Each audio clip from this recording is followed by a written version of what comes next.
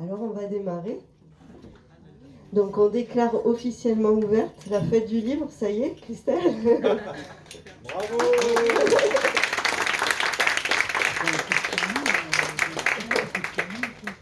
Et donc nous sommes ravis d'accueillir Romain Puertolas et Christelle Arbon, donc de feuilleter avec l'association Unisson, qui sont les organisateurs de cette grande aventure de fête du livre, qui démarre maintenant, qui finira demain soir et qui continuera pour de nombreuses années. Et donc merci aussi, je vois à Daniel Picouli de parrainer cette première édition. La maison Albin Michel ici. Là. Ah oui, oui, oui. Albin Michel pour Power. Avec Anne qui a pris place derrière. Donc là, il s'agit de passer un petit moment avec Romain Puertolas au sujet de son travail, son parcours et aussi son dernier livre, Comment j'ai retrouvé Xavier de Ligonnès. Dupont de Ligonnès, j'ai oublié. Voilà. Et Christelle a relevé ce défi d'animer cette rencontre, malgré tout le travail et toute l'effervescence autour de la fête de livre. Donc merci. Voilà, bon moment et puis on pourra se rafraîchir à la fin, continuer à échanger tous ensemble.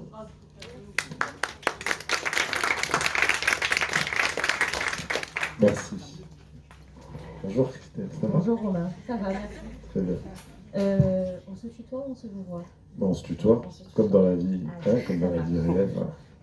Alors déjà, moi je tenais à te remercier puisque d'être là aujourd'hui et puis d'avoir accepté notre invitation à cette première fête du livre de Saint-Chabat. Donc c'est vrai que c'est pas évident quand on fait une première édition d'avoir des auteurs comme toi. Donc tu as été l'un des premiers à accepter cette invitation pas très longtemps après la sortie de ton livre. Donc merci beaucoup de nous avoir fait confiance. Merci à toi, merci à vous de m'avoir fait confiance et de m'avoir invité ici. Je ne connaissais pas Saint-Chabat, donc vraiment, le peu que j'ai vu, magnifique. La vue sur l'étang de Berre et tout ça, très beau. Donc déjà, et merci pour ce salon, première édition, et merci pour me faire découvrir votre belle ville. Alors Romain, on va attaquer du coup. On te connaît, Romain, pour le Fakir, le premier livre qui est sorti il y a un peu plus de 10 ans maintenant, donc 2013. Donc l'extraordinaire voyage du Fakir qui était coincé dans une armoire Ikea. Ça a été un grand succès. Il y a eu plein de choses qui se sont passées après ce livre-là. Est-ce que tu peux nous en parler un petit peu des conséquences que ça a eu sur ta vie personnelle, mais aussi sur ta vie d'auteur? Oui, bon, ça a chamboulé ma vie, puisqu'effectivement, c'est un livre que j'ai écrit. Alors, moi, j'écris depuis que je suis petit, depuis que j'ai 7-8 ans. Et vraiment, j'ai commencé à écrire des romans de 300 pages, vraiment structurés, des choses comme ça, à l'âge de 25 ans. Voilà. Mais j'envoyais mes romans, une fois qu'ils étaient faits, mes manuscrits à des maisons d'édition, et donc je collectionnais les lettres de refus. J'en ai 22, je crois. Et je le faisais parce que moi j'écrivais parce que c'est une nécessité. Pour moi, c'est une nécessité de lire et d'écrire. En fait, c'est une nécessité de m'évader dans un autre monde. Depuis que je suis petit, je fais que ça. Donc, c'était pas une fin en soi, vivre, enfin devenir écrivain et tout. Je pensais même pas, jamais j'ai pensé je peux être écrivain, parce que pour moi, ce que je lisais, c'était Agatha Christie, c'était Jules Verne, et puis on ne peut pas devenir Jules Verne, on ne peut pas devenir Agatha Christie, c'est pas une profession. Donc j'ai jamais pensé être écrivain. En tout cas, j'écrivais, moi, mes livres à moi, et je lisais des livres.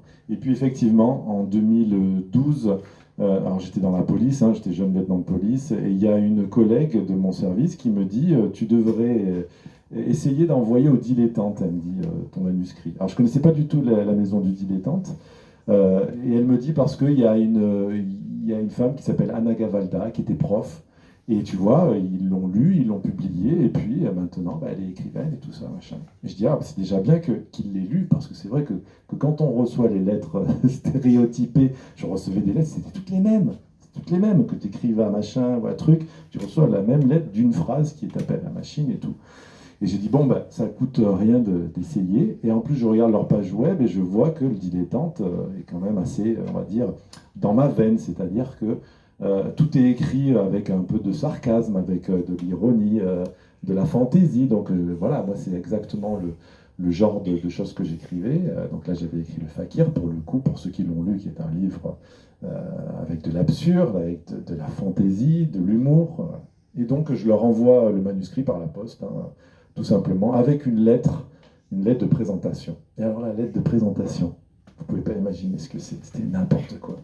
J'étais pas capable d'écrire, voilà, je m'appelle Romain Puertolas et je suis lieutenant de police, et je trouvais ça tellement nul, j'ai fait tellement ça dans ma vie professionnelle, vous savez, le CV de base et tout ça, que j'ai écrit une lettre comme moi, comme mon bouquin, c'est-à-dire que j'ai commencé à raconter n'importe quoi, et je suis découpeur de femmes, et voilà, un truc, une lettre complètement folle, et après l'avoir envoyée, je me suis dit, t'as creusé ta propre tombe. L'éditeur, qui pour moi sont des personnes sérieuses, hein, Daniel, tu confirmeras, les éditeurs qui étaient pour moi des personnes très sérieuses, ils vont voir ma lettre, ils vont dire qu'est-ce que c'est que ce clown, et ils vont jeter ça à la poubelle.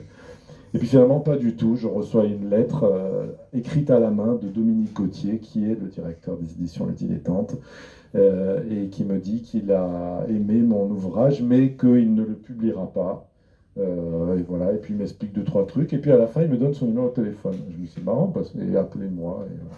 Je me dis il veut pas le publier, mais il me donne son numéro de téléphone, c'est marrant. Bon, et je l'appelle et tout ça. Et il m'a dit qu'effectivement il avait beaucoup aimé, il voulait juste que je rajoute quelques parties sur les clandestins et tout ça. Parce que j'en avais déjà mis, mais comme c'était un livre pour moi, pour le souvenir, et comme mon métier c'était justement l'immigration illégale, ça ne me passionnait pas d'en écrire des tonnes là-dessus, parce que c'est ce que je vivais moi tous les jours. J'ai ajouté quelques pages, il m'a dit c'est bon, ben on l'édite comme ça et tout ça. Donc ça a été vraiment la première acceptation, on va dire, de mes romans. Et ça a commencé comme ça. Et là, ça a été vraiment un raz-de-marée, puisqu'il s'est vendu dans 30 pays avant la sortie en France. C'est-à-dire qu'il n'y avait même pas eu le marché de Francfort, la foire de Francfort. On l'avait déjà vendu à 30 pays. On avait 12 propositions de cinéma, dont Luc Besson, Brad Pitt, enfin des trucs incroyables de production. Moi, tous les jours, j'arrivais au service de police et je leur disais, putain, alors hier, on a reçu un mail de Brad Pitt. Alors aujourd'hui, je mange avec Luc Besson et Dominique Farrugia. Demain, enfin, ils hallucinaient, quoi. Et ça a été une belle histoire ça a été une très belle histoire, un conte de fées. Je pensais pas en vendre en France, vous voyez, parce que voilà, pour moi, il y avait une très grande brèche entre ce que j'avais écrit et le paysage de la littérature française, en fait. Et en fait, ça a beaucoup plu, et puis voilà, ça a été un gros... Justement, en fait, tu disais tout à l'heure, en fait, tu utilises un petit peu d'ironie, de fantaisie pour traiter de sujets un peu difficiles. Ça peut être justement agréable aussi pour le lecteur. Tu n'as pas forcément envie de lire un documentaire sur l'immigration clandestine, mais de la manière où tu as écrit, c'était plutôt sympa, donc ça a été bien accueilli, oui. C'était risqué parce qu'en France, en général, on parle de l'immigration irrégulière de manière... triste et dramatique. On parle du suicide ou de machin de manière triste et dramatique. On parle de drame de manière dramatique. Et c'est pas du tout ma vision de la vie. Je suis pas du tout comme ça. Moi, ça m'ennuie de parler d'un truc dramatique de manière dramatique. J'ai l'impression de tourner en rond, en fait. Donc je l'apporte d'une autre manière, avec ma vision à moi des choses, qui est toujours beaucoup plus colorée, beaucoup plus ingénue peut-être. C'est ce qui se passe aussi dans La Petite Fille. Oui, c'est ça. Beaucoup de poésie et de fantaisie. Pourtant un sujet difficile. Un sujet grave, la maladie. Voilà, c'est exactement ça. Et si vous prenez tous mes livres, Revive l'empereur, qui traite du djihadisme, qui traite de beaucoup de choses comme ça, avec beaucoup d'humour. Et en fait, c'est un gros contraste qui fait que les gens, alors là, je ne vous parle pas du dernier, comment j'ai retrouvé Xavier Dupont-Ligonnès, les gens me disent, mais qu'est-ce que j'ai rigolé et tout ça. C'est dramatique, c'est une affaire tragique. Mais je pense que pour moi, c'est gagné quand les gens me disent qu'ils ont souri ou rigolé avec quelque chose qui n'est pas forcément évident, parce qu'au moins, ça les fait penser. Et ce contraste imprime beaucoup plus, en fait. On se souvient beaucoup plus de quelque chose qui nous a marqué, parce qu'on ne s'y attendait pas. On ne s'attendait pas de rire avec quelque chose de tragique. Alors du coup, après le Fakir, qu'est-ce qui s'est passé? Tu as continué à écrire? Bah, du coup, après, oui, j'ai pris directement une dispo de la police parce que je ne pouvais plus travailler, c'était impossible d'aller au bureau le lendemain. Et donc, voilà, j'ai arrêté et je me suis consacré à voyager énormément puisque je suis traduit dans 50 pays, donc il y avait toujours un pays qui m'invitait. et à voyager et à écrire des histoires. Et finalement, pour moi, c'est le rêve, puisque c'est ce que j'ai toujours fait avant et que je faisais pour moi, qui était ma passion. Et d'un coup, de vivre de ta passion, c'est ce qui est mieux. Alors, 2024, janvier 2024, tu sors Comment j'ai retrouvé Xavier Dupont de Ligonnès, couverture jaune aussi, comme le Fakir d'ailleurs. Oui, 10 ans après, 10 ans on remet, après, couverture jaune on remet aussi. du jaune. Et là, gros succès à nouveau, hein, on te voit partout, plateau Ouais. télé, salon, les salons t'es de partout, tu fais sold out assez régulièrement, à ce que je comprends. Comment tu peux, alors déjà, comment t'en es arrivé à écrire ce livre-là? Et comment tu peux expliquer que ce livre a tant de succès et que l'enquête, de manière générale, passionne les foules? Ce livre, j'ai commencé à l'écrire, enfin, c'était pas un livre à l'époque, c'était ma véritable enquête à partir de 2011, au moment où Xavier Dupont de Ligonnès a fait ce qu'il a fait, qu'on a commencé à le chercher. J'ai fait ma propre enquête parce qu'il y a des choses qui me dérangeaient beaucoup dans les pistes qui étaient suivies, dans les choses qui étaient faites que je ne comprenais pas. Et donc, j'ai commencé à faire mon enquête à moi. Mais je pensais qu'on allait le retrouver. Or, le temps est passé, on ne le retrouve pas. Et moi, je m'obsède vraiment là-dessus. Je reprends toutes les pièces du dossier. J'ai accès à la procédure. Donc, je reprends les PV. J'ai approfondi des choses qui, pour moi, n'ont pas été approfondies. Et voilà, et je fais cette enquête-là, jusqu'à un point où je me dis, bon, allez, on arrête parce que je deviens fou, je pense qu'à ça, et je laisse tomber. Mais en 2019, si je me rappelle bien, moi j'habite dans le sud de l'Espagne, à Malaga, et à côté de chez moi, il y a quelqu'un qui apparaît en peignoir blanc et qui ressemble énormément à Xavier Dupont de Ligonnès, juste à côté de chez moi. Enfin, chez le voisin, quoi. Et comme le voisin, il loue sa maison quelquefois chez Airbnb, moi, je me dis, c'est plausible. En plus, j'avais toujours dit à ma femme, ici, il pourrait venir, il n'est pas connu en Espagne, il n'y a aucun problème, il pourrait vivre tranquillement, quoi, du moment qu'il ne croise pas trop de Français, et encore, les Français ne le reconnaîtraient pas. Et il y a ce mec qui est là, et tout ça. Et donc, bon, j'appelle de suite mon voisin, et c'était un Français, en plus, le mec à qui il louait, et tout ça, donc ça m'interpelle, et je vais directement chez mon voisin, pour une excuse bidon et tout ça. Et là, quand j'ai la personne en face, c'est pas Xavier Dupont de Ligonnès. Bon, je me dis, petite déception quand même, parce que là, je me dis, putain, j'ai passé 14 ans de ma vie à le chercher, et finalement, il vient à moi, tu vois. Mais non, c'est pas lui.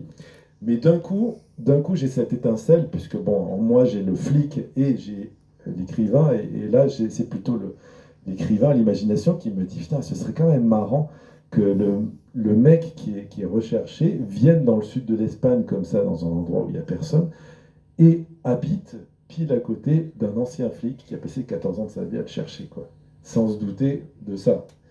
Et ça m'a plu, cette histoire, et j'ai commencé à écrire là-dessus. Et donc, ça a donné ce livre avec une fiction dans laquelle, moi, j'ai pris ma retraite dans l'Ariège, dans une petite maison que j'ai retapée, et il y a une personne qui apparaît à côté de chez moi, et qui ressemble énormément, mais là, plus que dans la réalité, c'est-à-dire que ce mec-là, je suis persuadé que c'est Xavier Dupont de Ligonnès. Et donc, vous avez cette fiction, et en même temps, je reprends mon enquête de l'époque, et j'alterne en fait des chapitres entre cette fiction-là et la véritable enquête. Donc en fait, dans ce livre-là, vous avez la vérité et la vraie enquête, ma vraie enquête, et une fiction totalement incroyable dans laquelle il vient habiter à côté de chez moi, et je fais tout pour qu'il se trahisse, et voilà. Donc un roman-enquête, hein, c'est ça, hein, Oui, c'est Albin Michel qui l'a appelé roman-enquête. Je trouve marrant. que je connaissais pas l'expression, moi. C'est une jolie expression, je trouve. Moi, personnellement, dans la librairie, quand on m'a demandé, bah, tiens, tu l'as lu, qu'est-ce que t'en penses, et moi, j'ai retenu une phrase dans le livre qui dit, je sais pas si c'est ta femme qui te l'avait sorti à l'époque, qui t'avait dit, à force d'inventer, tu vas finir par tomber sur la vérité. Oui, c'est ça. C'est un peu sympa. Moi, je trouve que ce livre-là, cette phrase-là résume très bien le livre, parce que tu réponds quand même à des questions que nous, par inspecteur de police, on a, en fait. Hein. Il y a des petites pistes qui sont suivies. Je vous invite à lire le livre, du coup, je ne vais pas trop en dire. Donc, tu réponds à certaines questions, mais pour autant, ce que tu proposes, pourquoi pas, en fait. Oui, c'est plausible, bien sûr. Les parties, alors pas la partie fiction dans laquelle il est habité à côté de chez moi, ça c'est non. Mais dans l'enquête, les options que je choisis, les pistes sont assez plausibles. Pour le coup, j'en ai refermé depuis, parce qu'il m'est arrivé plein de choses depuis la publication du livre, en fait. Et là, je suis en train d'écrire un tome 2, tellement il y a de choses qui se sont passées, et j'ai fermé des pistes qui sont ouvertes dans ce roman-là. Alors justement, est-ce que ton livre a eu des conséquences sur l'enquête ? Est-ce que ça l'a ouverte, oui, l'a c'est fait ça. ressortir, repartir Exactement. un peu ? Pas sur l'enquête officielle. L'enquête officielle est menée par la PJ Nantes, toujours. Ils n'ont pas de piste à grignoter, ils ont plus rien, bien normal. Ça fait longtemps qu'ils ont oublié Ligonnès, hein, je veux dire, ils ont d'autres choses à faire à Nantes que de s'occuper de ça, puisqu'il n'y a rien de fait. Or, il y a une criminalité quotidienne à Nantes, et donc ils doivent s'en occuper. Donc, personne n'enquête sur Xavier Dupont de Ligonnès. Mais en tout cas, moi, ça m'a fait refermer des pistes qui étaient ouvertes, c'est-à-dire que des pistes qui étaient ouvertes depuis 13 ans déjà sont maintenant fermées grâce à ce travail d'enquête que j'ai mené et grâce à ce que ce livre a apporté, c'est-à-dire que du jour au lendemain, j'ai été en fait assailli sur mon compte Instagram de gens qui disaient avoir vu Ligonnès, mais aux quatre coins du monde. Alors là, pour le coup, les photos que j'ai reçues, c'est n'importe quoi. D'ailleurs, je les mettrai peut-être à la fin du tome 2 parce que c'est assez marrant. Il y en a peut-être qui se reconnaîtront, mais bon, ça ressemble jamais. C'est un homme avec des lunettes, ça va pas plus loin que ça. Et qu'est-ce que j'allais dire? Et donc, je sais plus ce que je disais. Donc, et oui, j'ai été, plein de gens m'ont envoyé des témoignages, plein de collègues de police m'ont contacté, et en fait, j'ai créé une unité de recherche avec un ancien collègue de police qui était en charge de l'affaire Xavier Dupont de Ligonnès, qui était la personne qui remontait toutes les traces informatiques. C'est lui qui a l'IP de Ligonnès, qui a la clé 3G, l'IP 3G et tout ça de Ligonnès, donc c'est un spécialiste en cybercriminalité, et on a repris les choses ensemble et on a découvert plein de choses. Voilà. Et donc tous les jours, j'avais mes deux ordinateurs. Un, c'était la véritable enquête, parce que voilà, je continue à le chercher. Et la deuxième, c'était répertorier tout ce que je faisais, tous les actes, on va dire, de procédure que je faisais. Voilà, dans le tome 2. Je ne sais pas si je sortirai le tome 2 l'année prochaine, je ne sais pas. Pour l'édition 2025 de la Fête du Livre de Saint-Chamas. Voilà, c'est ça. Mais en tout cas, je suis en train de l'écrire. Voilà. Alors, tu disais tout à l'heure, quand on voit des photos, que c'est pas du tout ça. Tu as souvent parlé qu'il y avait quand même des petits points physiques, parce que c'est quelqu'un qui est quand même assez caméléon. Hein, oui, des petits points physiques. Oui. Est-ce que toi, tu serais sûr de le reconnaître si demain il venait à ton stand, à l'atelier 480? Oui, je regarde toujours d'ailleurs, c'est une des formations. Je regarde toujours dans les publics ou dans les gens qui viennent me voir, même si je pense qu'il va jamais. Non, il n'est pas en France, et il viendra jamais me voir. Mais en tout cas, oui, moi j'ai des dans la police aux frontières, on est formé en fait à la reconnaissance, à la physionomie, à des choses très particulières en fait. Et c'est des détails que personne ne regarde en fait. C'est-à-dire que moi, les photos, quand je dis que les gens ne sont pas physionomistes et tout ça, effectivement, quand je reçois des photos sur Instagram, les gens voient juste quelqu'un qui ressemble de très loin. Voilà. Et moi, c'est pas ça que je regarde du tout. Moi, c'est les rides frontales, c'est les rides d'ici, c'est le philtrum, c'est les oreilles. Enfin, c'est des choses très particulières et c'est des choses qui ne peut pas et qui ne va pas changer. Et donc, voilà, je regarde ces trucs-là. Donc, en une seconde, je regarde 2 points et c'est bon, je sais qu'il n'y a pas à chercher plus, en fait. Voilà. La taille aussi, on fait la même taille, donc c'est très facile. J'ai une espèce de scanner humain. Dès que je me mets debout, c'est... Et donc, voilà. C'est pas le seul point commun que tu as, du coup, la taille avec Xavier Dupont de Ligonnès? Non. Tu as pas mal de points communs Ouais, avec j'ai des lui. points communs. J'en parle dans le tome 2, justement. Je ne vais pas trop en parler. Mais ouais, des points communs. Ouais. Pas sur... J'ai tué personne, hein, voilà. T'as pas de terrasse à Nantes. J'ai pas de terrasse, j'ai une terrasse à Malaga, mais voilà, on a des... Et c'est pour ça qu'en fait que je me suis très intéressé à cette affaire-là. Je veux dire, je suis pas intéressé par d'autres affaires criminelles. C'est pas, y a des personnes qui adorent les affaires criminelles et tout ça et qui en bouffent et qui en bouffent. Moi non, moi c'est lui. Point. Ça va pas plus loin. C'est lui. Et pourquoi? Et c'est justement pour ces similarités, ces choses que j'ai retrouvées. Ouais. Et c'est pour ça que je me disais, en pensant un peu comme lui, moi, ce que je ferais, ce que je ne ferais pas et tout ça, parce qu'on a vraiment pas mal de points communs, eh bien, je peux peut-être trouver des choses. Ouais. Me rapprocher de lui. Si tu avais l'occasion de le rencontrer, un tête-à-tête, ou qu'est-ce que tu lui dirais? Qu'est-ce que tu lui poserais comme question? La seule question qui m'intéresse, en fait, c'est de savoir exactement ce qu'il a fait, sa route, on va dire, depuis le 15 avril 2011. Voilà, c'est ça. Où il était? Exactement, ouais. Il a changé plusieurs fois d'endroit, hein, pour moi c'est évident. Il n'est pas resté à la même place. Donc c'est, voilà, savoir le cheminement. Ouais. C'est la seule chose qui m'intéresse. Ouais. Alors ma dernière question, avant de passer aux questions du public, est-ce que tu t'es déjà imaginé qu'il a lu ton livre, qu'il te regarde, qu'il regarde tes émissions, qu'il te regarde parler de lui? Qu'est-ce que ça te fait? Oui, j'ai déjà aimé. Je pense, moi, si j'étais lui, effectivement, je googliserais, ou je sais pas comment on dit, mon nom euh, pour voir ce qu'il en est. Vous voyez, quand on est quelqu'un de recherché, on met son nom sur Google et on voit ce qui se passe. Et effectivement, il a vu qu'il se passait pas mal de trucs depuis janvier, non, entre moi et entre sa sœur. Je veux dire, là, c'est à donf. Hein, on parle beaucoup de lui et le signalement du doux, etc. Et donc, je pense que oui, il pourrait s'intéresser à ça et à lire mon livre. Ouais. J'ai des gens qui m'écrivent toujours avec des super idées, des idées qui ne servent à rien et mais qui sont marrantes. Et j'ai reçu des gens qui m'ont écrit, qui m'ont dit pourquoi vous ne faites pas une traçabilité de toutes les commandes sur Internet, mettons sur Amazon, puisque c'est des trucs en ligne, qui ont acheté votre bouquin. Il est forcément dans ces gens-là. Et voilà, comment on fait? Je sais pas, qu'est-ce qu'on fait? On va voir tous les gens qui ont acheté votre bouquin. On prend l'adresse de tous les gens qui ont acheté votre bouquin. Voilà, donc c'est marrant, c'est une espèce de petites idées qui en sont, on se dit, oh, bah oui, c'est vrai, c'est assez romanesque, mais dans la vie, on peut pas les mettre en pratique, on va dire. Merci Romain. On va passer le Merci, micro un Christelle. petit peu dans le public s'il y a des questions. Oui, bien sûr, oui. Question sur tout, hein. Tout et n'importe quoi. Oui, Daniel, pose une question. Est-ce que l'intelligence artificielle peut avoir un intérêt dans ce type de recherche? Alors oui, l'intelligence artificielle, d'ailleurs, je l'ai approché il y a quelques mois, là, puisque en fait, l'intelligence, on va dire la reconnaissance, hein, c'est plutôt la spécialité de la reconnaissance faciale dans l'intelligence artificielle. Donc moi, je me suis mis en contact avec le PDG de Clearview, qui est justement la personne qui, aux États-Unis, fournit ce service au service de l'ordre, qui est aux forces de l'ordre, qui est reconnaître quelqu'un sur des photos sur Internet. En fait, c'est un logiciel qui permet de retrouver la trace de quelqu'un sur Internet. À partir du moment où le visage de cette personne apparaît, vieilli, rajeuni, etc., apparaît sur n'importe quoi, n'importe quel document qui est sur Internet, en fait, ça le prend. Et c'est-à-dire que si un couple s'est fait une photo aux Seychelles et que Ligonès est derrière de profil, 10 ans après, ça le prend. Et ça vous sort la photo, automatiquement. Ensuite, vous pouvez faire des recherches sur où a été prise cette photo, qui sont... Voilà.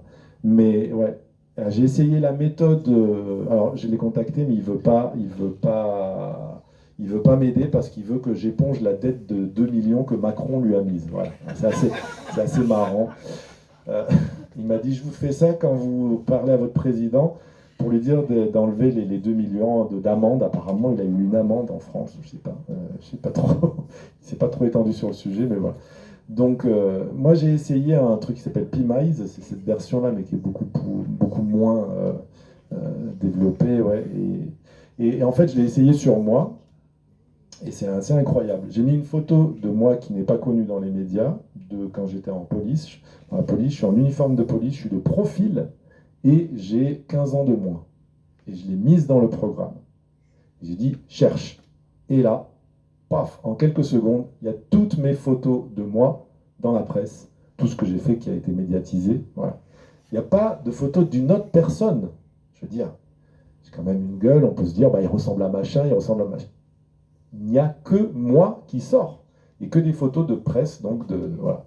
Donc ça marche vraiment très bien. Après, voilà, il va falloir essayer de convaincre le PDG de Clearview de nous faire ça aux États-Unis. Ou le président de donner des millions. Macron et Emmanuel, voilà. Donc oui, l'intelligence artificielle a permis, d'ailleurs, il y a des articles qui sont sortis sur ça, a permis de retrouver des fugitifs. Voilà. Parce que c'est vrai qu'on est pris en photo quelquefois, ou on se prend soi-même en photo et sur des réseaux et tout ça, en fait l'intelligence artificielle va chercher dans tout ça. Ouais. C'est assez incroyable, hein, ce qu'on peut faire avec la technologie. Il y a des pots de miel aussi, j'ai appris la technique du pot de miel, c'est mon collègue qui est justement dans la cybercriminalité. Un pot de miel, c'est un piège en fait.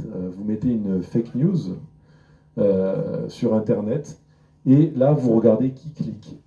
Il y a tous les clics qui sont recensés de toutes les personnes qui ont cliqué parce qu'ils étaient intéressés par cette information. Et en fait, ensuite, ça va dans des bases de données. Et nous, par exemple, on a une base de données dans laquelle le profil de Ligonès est plus ou moins recensés, c'est-à-dire qu'on sait comment il écrit, on sait... vous voyez, il y a un profil informatique, en fait. On a tous un profil informatique. Et en fait, ça passe et on peut tomber sur cette personne-là, quoi. On peut tomber sur Ligonesse comme ça. Ouais. Donc c'est assez incroyable. Ouais. Ça, c'est une nouvelle technologie. Ouais. C'est encore pas super développé, mais on va y arriver. Dans 20 ans, je veux dire, la police, on aura pressé un bouton et puis c'est bon, il n'y aura plus rien à faire. Ouais. Et malgré tout ça, il n'est pas trouvé. Et malgré tout ça, il n'est pas trouvé. Pourquoi? Parce que s'il ne se met pas sur les réseaux lui-même, ce serait con qu'il se mette sur les réseaux. Et s'il vit une vie assez tranquille dans un endroit où il n'y a pas beaucoup de médiatisation, on va dire, un village. Moi, je pense qu'il est en Espagne, en Italie. Il n'y a aucun problème. Il peut rester comme ça des années et des années. Il n'y a aucun problème. Les gens se demandent toujours, mais c'est pas comment les fugitifs font. Il leur faut de l'argent, il leur faut des machins, des trucs. Non, non, non, non. C'est beaucoup plus simple qu'on croit en fait. Donc voilà, oui, c'est possible de passer sous les radars. Ouais. Surtout si on n'est pas recherché. Or, il n'est pas recherché en dehors de France et il n'est même pas recherché en France. Alors, on n'est pas sûr qu'il est vivant, évidemment. Moi, je pense qu'il est vivant parce qu'il n'y a pour l'instant aucune preuve du contraire. C'est tout. Mais effectivement, il a pu mourir en 14 ans, il a pu mourir de maladie, d'accident, de n'importe quoi, on ne sait pas. Mais, ouais, le suicide, je pense pas. Mais l'option la plus raisonnable, c'est de penser qu'il est toujours vivant. Ouais. Les gens ne meurent pas comme ça. Je veux dire, les statistiques sont plus dans le fait qu'il est vivant. Ce qu'il a fait, on pourrait imaginer qu'il est Non. Non, ça c'est le truc que les gens s'imaginent. Écoutez, quand vous êtes dans la police, vous ne voyez que des gens, des mecs qui n'ont aucun remords de ce qu'ils ont fait. Non, on peut très bien vivre avec ce qu'il a fait. Je veux dire, il y en a tous les jours. Il y en a qui l'ont fait avant lui, il y en a qui le font, il y en a qui le feront toujours. Mais c'est vrai que le grand public un peu se dit, mais c'est pas possible. Ah, c'est sûr, il s'est suicidé, il ne peut pas vivre avec ça. Si. Il y a des gens qui vivent avec des choses horribles, sans, on va pas dire sans aucun problème, mais c'est quelqu'un qui a une résistance à la culpabilité. C'est quelqu'un qui, c'était un magouilleur, c'était un mec qui magouillait tout le temps et qui vivait dans le mensonge tout le temps.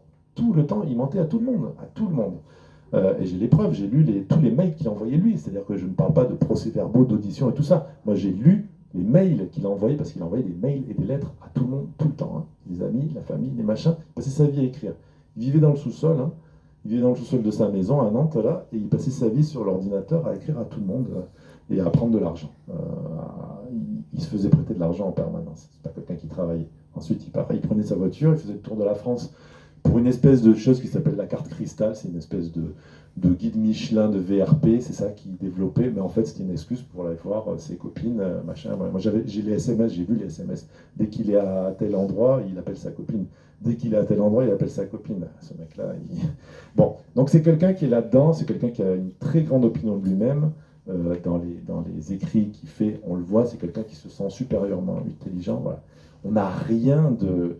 Il n'y a aucun comportement suicidaire, aucune fragilité psychologique là-dessus. On a un mec vraiment qui est sûr de lui, sur ce qu'il fait, et qui aime, et qui vit de magouiller et de mentir aux autres. Voilà. Donc en fait, c'est pour ça que l'option du suicide, pour moi, ne tient pas. Et surtout au début, quand on m'a dit il est parti dans la forêt avec le fusil pour se suicider, ça c'est n'importe quoi, c'est faux. Voilà, donc on n'est pas là-dessus. Donc à partir de ce moment-là, s'il est mort, c'est d'autres choses. Voilà. Mais moi je pense qu'il n'est pas mort. Et je pense qu'il mourra par contre un jour de manière anonyme quelque part dans le monde. Voilà. Et personne n'en saura rien. Parce qu'on ne saura pas. Parce que si quelqu'un meurt là au Brésil, un Français meurt au Brésil, il n'y a aucune enquête qui va être faite, qui va être envoyée à l'ambassade de France, de machin et tout ça, et pour qu'on aille faire des tests, des trucs ADN, des tests ADN sur cette personne-là et tout ça, ça arrive tout le temps et il n'y a aucune traçabilité là-dessus. Donc il va mourir quelque part. Voilà. Et on ne saura pas la vérité, si je ne l'ai pas attrapé avant. Oui.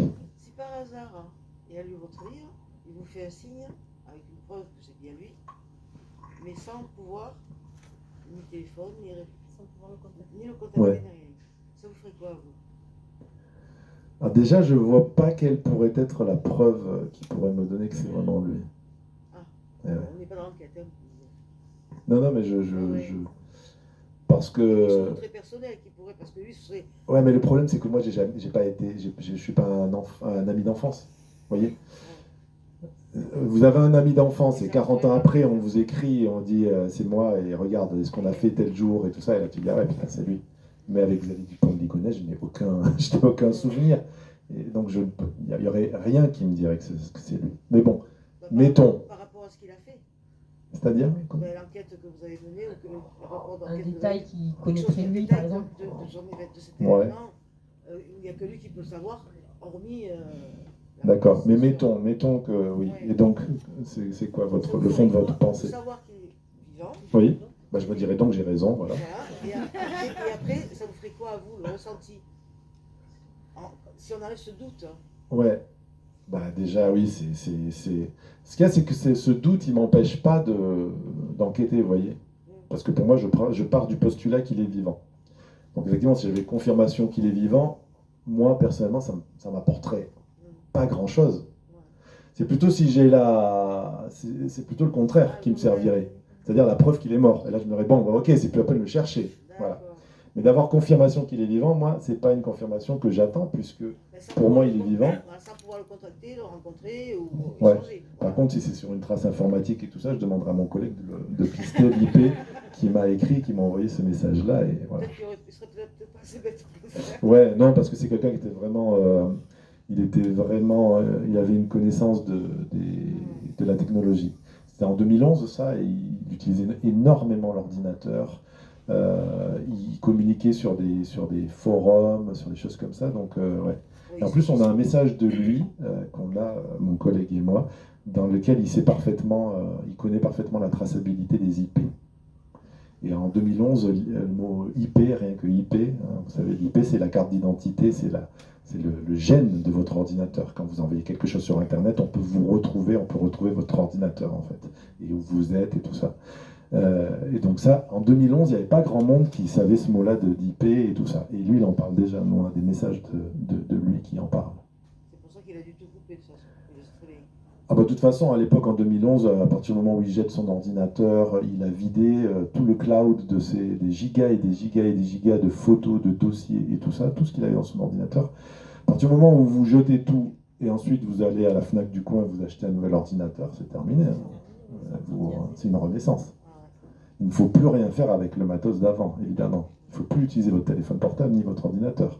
Vous balancez tout, vous allez acheter un nouveau téléphone, un nouvel ordinateur, et là, c'est reparti pour un tour. Oui, voilà madame, je vois que ça vous sert. Madame a peut-être une Vous terrasse. viendrez me voir, je vous en donnerai un peu plus si vous voulez. Si vous avez quelqu'un à fuir. Une question à vous poser. Oui. Tout à l'heure, vous avez dit qu'il avait une très haute opinion de ses capacités, de son intelligence, etc. Oui. Est-ce que c'est compatible d'être si orgueilleux avec une vie de fugitif et finalement de rester discret, d'être furtif, etc. Est-ce qu'à un moment ou à un autre, il n'aura pas envie de jouer, de refaire, en se croyant invincible? Je sais pas, c'est quand même un peu antinomique cette histoire d'être discret et d'être. C'était quelqu'un de flamboyant quand même, un peu. Oui, non mais d'apparence flamboyante. c'est ça, c'est une vie d'apparence, et vous avez raison, et c'est une question que je relève dans le tome 2 du livre, justement, c'est que le truc le plus dur pour lui, ça doit être de ne pas dire « c'est moi Xavier Dupont de Ligonnès ». Puisque c'est justement une personne qui est très dans l'apparence, et là il a le coup de sa vie. C'est un loser, hein. Ce mec est un loser total. Toutes les entreprises qu'il a créées n'ont pas tenu. C'est un mec qui ne gagnait pas d'argent, il se faisait prêter de l'argent en permanence, et dès qu'il avait une nouvelle victime, il remboursait l'autre avec le nouvel argent qui arrivait. Bon voilà. La seule, on va dire, réussite, malheureusement, entre guillemets, de sa vie, c'est ça. C'est pas les assassinats, puisqu'on a retrouvé les corps. Or, il a tout fait pour qu'on ne les retrouve pas. Manque de bol, on les a retrouvés. Par contre, sa fuite, c'est le plus grand succès de sa vie. Ça, c'est évident. Et c'est la seule chose qu'il ne peut pas dire. Évident. Et c'est la seule chose dont il ne peut pas se vanter. Et ça, pour lui, je pense que ça doit être très dur. Ouais. Ça doit être dur. Ouais, il aura plus de succès que celui de sa sœur, ça c'est évident. Il pourrait répondre par un livre. Ouais.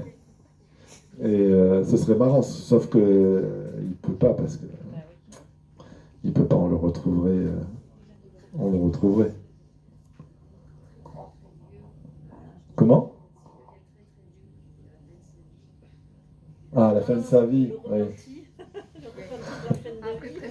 À 90 ans, C'est dit, non, il n'y a pas de prescription puisqu'il y a toujours des actes de procédure. Donc c'est toujours reparti pour un tour en fait.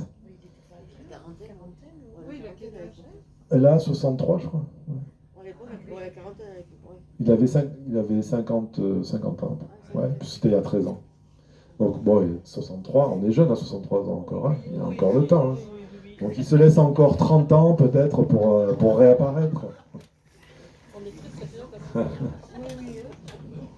Est-ce qu'il y a d'autres questions, peut-être? Oui. Je suis très curieuse de savoir, là je vois que vous en parlez avec, on a l'impression que vous, quelque part, vous l'avez un peu dans la peau, que ce soit l'histoire ou que ce soit le personnage. Est-ce qu'un jour vous allez pouvoir le lâcher? Oui, bah je suis pas avec lui 24 heures sur 24 non plus, donc je le lâche déjà. Hein. Quoique. Mais bon, je le lâcherai le jour où je l'aurai retrouvé, je le lâcherai le jour où il réapparaîtra, je le lâcherai le jour. Voilà, sinon on verra. Peut-être qu'un jour je dirai, bon, ok, c'est bon, maintenant, c'est plus la peine de le chercher et tout ça. Mais il y aura toujours une partie de moi, tant qu'il n'est pas réapparu, qui peut, et qui est là, qui est prête à surgir, on peut dire. À la moindre personne qui ressemble, au moindre événement qui arrive, ça c'est sûr. Parce que c'est quelque chose qui m'habite. Ouais, ouais. C'est-à-dire que ce livre, je ne l'ai pas écrit pour écrire un livre sur lui. C'était pas du tout l'ambition. C'est vraiment moi. Là, vous avez quelque chose de très sincère que j'ai écrit moi. D'ailleurs, je pensais même pas que qu'il allait avoir du succès ni rien. C'est pas une. Il n'y a vraiment pas de démarche marketing où je me dis bon, qu'est-ce que je vais faire? Allez, j'ai envie de vendre plein de livres. Ok, ah ben tiens, Lugonès et tout ça, machin. Non, c'est quelque chose que moi j'ai et j'ai écrit ça. D'ailleurs, je n'étais même pas sûr, je me mets en scène et tout ça, c'est quelque chose que j'ai jamais fait dans mes livres, c'est-à-dire que Romain Purtolas devient un personnage à part entière, ça je n'ai jamais fait. Et je pensais pas, j'ai été étonné du succès en fait, en me disant mais c'est incroyable, c'est fou ce que ça, parce que avant la sortie, j'avais déjà un agenda rempli d'interviews déjà par Nantes, tous les médias de Nantes. C'est-à-dire que le livre sortait le 10 janvier. Et le 2 janvier, j'étais déjà booké de toutes les interviews de tous les médias de Nantes, télé, radio, presse et tout ça.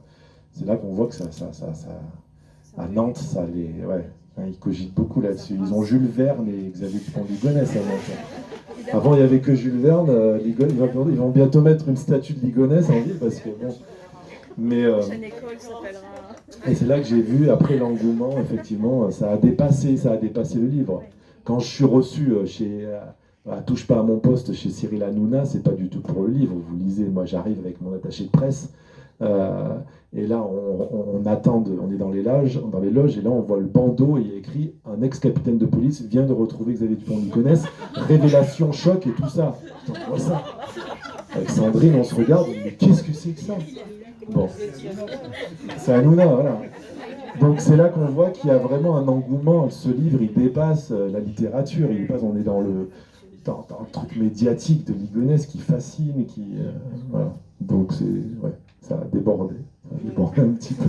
C'est sympa, c'est un beau débordement. Mais ouais, c'est sympa. Non, c'est sympa surtout pour une chose. Bon, pas pour une chose que je vends plein de livres et tout ça, mais parce que d'un coup, on en parle énormément. On en a parlé partout. Et là, les gens en remettent une pièce et tout, et ça déclenche plein de choses. Et là, Ligonnès, il était bien tranquille dans son atoll, là. Il se dit, oh putain, merde, mais ils me cherchent encore, putain, mais ils vont me faire chier jusqu'à la fin de ma vie? Ils vont pas m'oublier? Non. J'en remets une couche. En plus, il y a la photo, là, et les gens se disent, ça peut servir, comme aux États-Unis, les photos sur les packs de lait. J'en remets une couche. Et voilà, je ne le laisse pas tranquille. Donc ça sert à ça aussi.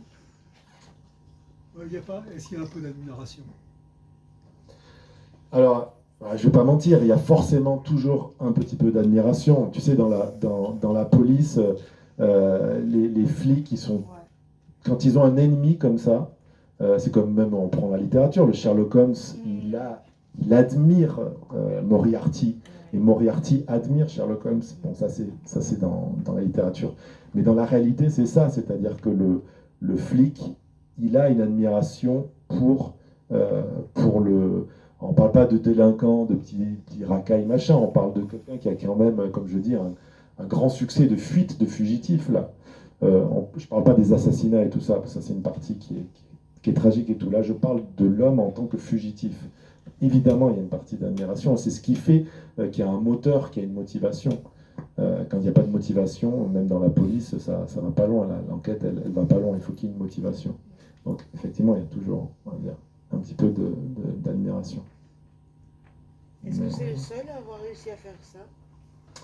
Alors, bon, je parle d'un Américain qui s'appelait John List et qui a fait la même chose. Il a tué sa mère en plus, lui. C'est-à-dire dans le pack, il a mis sa maman. Et il est parti. Il n'a pas fait. Ligonès, pour le coup, est une version un peu améliorée de John List, parce que John List, lui, il a effectivement fermé l'abonnement du journal, comme tout ce qu'a fait Ligonès, c'est-à-dire refermer un petit peu la vie, pour pas qu'on s'intéresse à lui, pour qu'on laisse tranquille. Sauf qu'il a laissé les cadavres dans le salon. Voilà. Alors que Ligonès, il a très bien fait, il les a cachés, il a mis de la cheville, il a mis une chape de ciment, il a tout fait pour qu'on ne les trouve jamais. Or, John List, il n'a pas fait ça.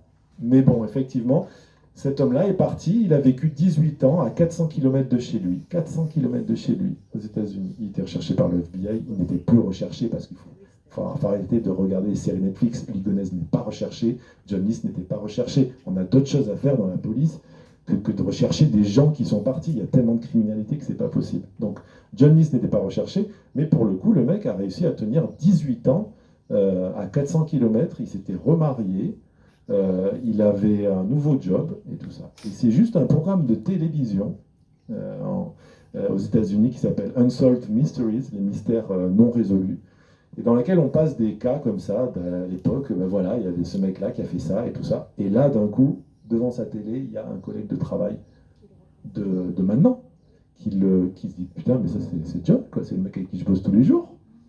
Il prévient la police, il l'arrête, et c'était lui. Ouais. Il n'y a pas ça, il n'y a pas ce programme télé. 400 km. C'est Nantes, je l'ai mis dans le livre, Nantes-Agen, je crois. Ouais. Tu pars de Nantes, tu vas habiter à Agen. T'es tranquille. Bon. Mais je veux dire, il n'y aurait pas eu ce programme, il n'y aurait pas eu ce collègue de travail qui machin, ce mec-là, John List, il passait entre les mailles du filet, exactement comme Ligonès est en train de passer. Et exactement comme beaucoup d'autres personnes passent à travers les mailles du filet, bien entendu. Sigolène. Ah non, mais il ne participe pas à l'émission télévisée. On parle de lui et on met des photos. On explique le cas de John List. Voilà, John List, c'est un mec qui, il y a 18 ans, a tué sa famille et tout ça. Et donc on met la photo de John List. C'est ça. Il y a eu un cas récent, il y a moins d'un an de ça. Pareil, le mec était recherché et il a participé à une émission. Non, alors c'est pas ça. Là, vous parlez du grêlé. Le grêlé, c'était un flic. Ouais, c'était un flic qui avait violé des jeunes filles, qui avait tué. Mais il n'était pas connu, c'est-à-dire que son visage n'était pas connu. Donc ce mec est allé chez Nagui. Ah, n'oubliez pas les paroles, je crois. Ouais, c'est ça. Il est apparu, ouais.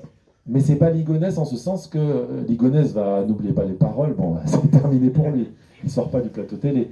Mais le grêlé n'était pas connu, c'est-à-dire que le grêlé, on ne l'avait pas trouvé.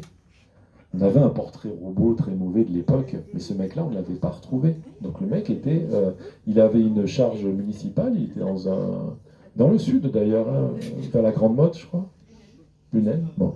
Et il avait un poste municipal et tout ça. Pourquoi? Parce que le grêlé était recherché, mais on ne savait pas que le grêlé, c'était cet homme-là. Voilà. Donc il avait une vie complètement normale. Il pouvait faire ce qu'il voulait. Effectivement, c'est pas Ligonès ou John List qui va à un programme télé. Non, ça, c'est pas possible, ça. Sigolène, tu avais une question?